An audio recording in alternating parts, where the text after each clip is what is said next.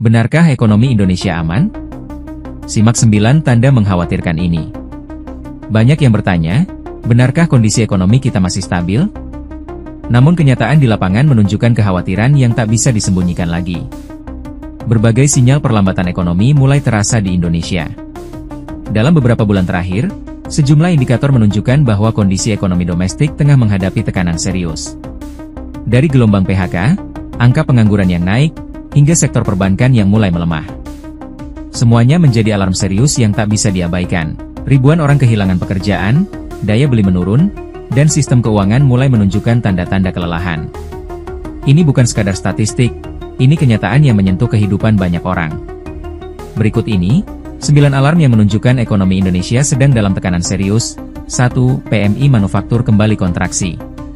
Data Purchasing Managers Index atau PMI Manufaktur Indonesia yang dirilis SNP pada Mei 2025 kembali mencatat kontraksi di level 47,4. Ini menjadi bulan kedua berturut-turut PMI berada di zona negatif yang menandakan melemahnya aktivitas produksi dan penurunan permintaan, baik dari pasar domestik maupun ekspor.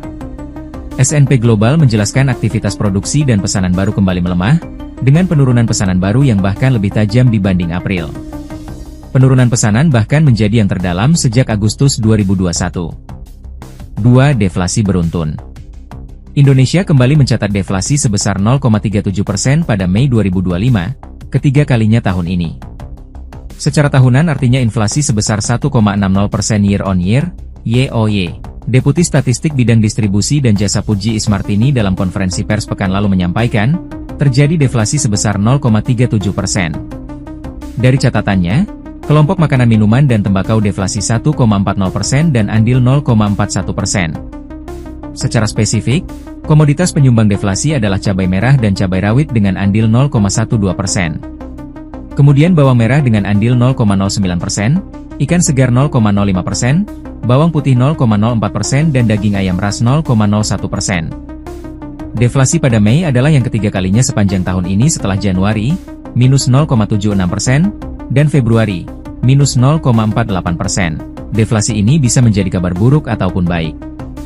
Deflasi pada Mei bisa disebabkan oleh turunnya harga-harga pangan serta hilangnya efek lonjakan pembayaran tarif listrik setelah diskon 50%. Namun, deflasi juga bisa menjadi kabar buruk karena bisa mencerminkan pelemahan daya beli. Terlebih, Indonesia sudah kerap mencatatkan deflasi pada tahun ini. Melandainya harga barang bisa dipicu oleh melemahnya permintaan bukan lagi karena harga kembali normal atau pasokan yang mencukupi. 3. PDB kuartal I cuma 4,87%. Pertumbuhan ekonomi nasional pada kuartal 1 2025 hanya mencapai 4,87%, terendah sejak era pandemi. Padahal momen Ramadan seharusnya bisa mendorong konsumsi, namun kontribusinya belum maksimal. 4. Surplus neraca dagang mengecil. Surplus neraca perdagangan Indonesia pada April 2025 hanya 150 juta US dollar, seiring dengan kinerja ekspor yang tercatat sebesar 20,74 miliar US dollar, dan impor 20,59 miliar US dollar. Penurunan ini dipicu melemahnya ekspor, yang bisa berdampak pada transaksi berjalan dan nilai tukar rupiah. Deputi Bidang Statistik Distribusi dan Jasa BPS Puji Ismartini mengatakan, nilai neraca perdagangan per April 2025 ini juga menjadi yang terendah dalam kondisi surplus 60 bulan terakhir, atau sejak Mei 2020. Puji bilang, terus melemahnya angka surplus ini disebabkan kinerja ekspor yang turunnya makin cepat ketimbang impor yang kini mulai naik dibanding bulan sebelumnya. 5. Ekspor turun tajam. Ekspor April 2025 tercatat 20,74 miliar US dollar, merosot dari bulan sebelumnya dan menjadi yang terendah dalam setahun terakhir. Puji mengatakan nilai ekspor migas tercatat 1,17 miliar US dollar atau turun 13,38% dan nilai ekspor non-migas tercatat naik 7,17% dengan nilai 19,57 miliar US dollar. Dampaknya, penerimaan devisa berkurang, serta potensi penurunan produksi dan PHK di sektor terkait. 6. PHK massal meningkat. Gelombang PHK makin meluas. Data Apindo mencatat, sejak awal 2025 hingga Maret, sudah ada hampir 74.000 peserta BPJS Ketenagakerjaan yang terkena PHK. Ketua Umum Asosiasi Pengusaha Indonesia, Apindo, Sinta Kamdani mencatat, 257.471 pekerja peserta BPJS Ketenagakerjaan sudah berhenti dari kepesertaannya pada 2024 karena terkena PHK. Sementara itu, jumlah peserta yang mengajukan klaim JHT BPJS TK karena PHK pada 2024 telah mencapai 154.010 orang, dan berlanjut dari 1 Januari 2025 sampai periode Maret sebanyak 40.683 orang. Situasi ini jelas mengurangi daya beli dan memperlemah konsumsi domestik. Ini pun berdampak pada berbagai sektor seperti retail, manufaktur, dan jasa, mengurangi produktivitas serta investasi. 7. Pengangguran naik. Per Februari 2025, jumlah pengangguran di Indonesia naik sebesar 83.000 orang, menjadi total 7,28 juta pengangguran. Kepala BPS Amalia Adininggar Widyasanti dalam konferensi pers, Senin, 5 Mei 2025, menyebut, bahwa dibanding Februari 2024, per Februari 2025 jumlah orang yang menganggur meningkat sebanyak 0,08 juta orang atau 83.000 orang yang naik kira-kira 1,11%. Dampaknya bukan hanya pada daya beli, tapi juga potensi kenaikan angka kemiskinan karena semakin banyak keluarga yang kehilangan sumber pendapatan utama. Situasi ini berdampak pada sektor konsumsi, di mana daya beli masyarakat melemah sehingga bisnis dan industri mengalami penurunan pendapatan. 8. Kredit perbankan melambat.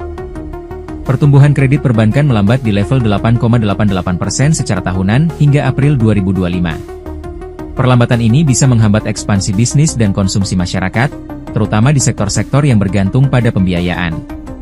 Kepala Eksekutif Pengawas Perbankan OJK, Dian Ediana Rae, mengatakan kredit bank BUMN pada 4 bulan pertama tahun ini naik 8,82% YoY. Menurut Dian dalam konferensi pers asesmen sektor jasa keuangan dan kebijakan OJK hasil RDKB Mei 2025, Senin, 2 Juni 2025, berdasarkan kepemilikan, bank BUMN pendorong utama pertumbuhan kredit. 9. Laba perbankan menurun. 4 bank besar nasional hanya membukukan pertumbuhan laba bersih tipis, sekitar 0,55% secara tahunan. Lesunya profitabilitas bank dapat berdampak pada pengetatan kredit, berujung pada perlambatan aktivitas ekonomi lebih luas. 9 indikator ini bukan sekadar angka. Ini adalah alarm nyata bahwa ekonomi kita butuh perhatian dan langkah strategi segera. Jadi, masih bisakah ekonomi Indonesia dikatakan masih baik-baik saja? Semoga langkah nyata segera hadir, bukan hanya untuk angka di atas kertas, tapi untuk rakyat yang paling terdampak. Ikuti terus informasi-informasi terkini lainnya di SIB News Network.